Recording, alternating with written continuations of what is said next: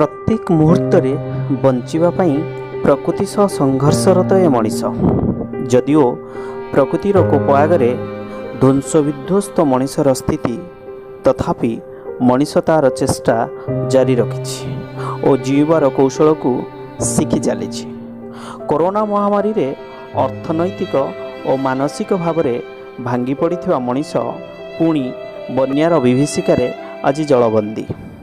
जाजपुरर अनेक ग्राम बन्या जल प्रभावित। आउ घर रे जलुनी चुली, पेटरे पड़िनी दाना। छपर माटी घरटी भी बन्या जल हराई तार अस्तित्व। बासहरा भोकिला अनेक मनीष आज मुंड टेकी उठा खोजुची सहारा।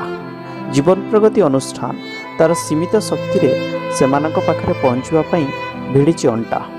पुनः आरंभ करिछि तार अमृत हस्त प्रोग्राम। सुखिला खाद्य और औषध बंटन करी किछि प्रभावित लोकंक दुख सह निजकु करिछि सामिल। आपण माने भी घरे रही अदृश्य सेमानक सहारा होई परिबे एवं जीवन प्रगति आपण मानक साहाय्यर माध्यम पई सदा प्रस्तुत।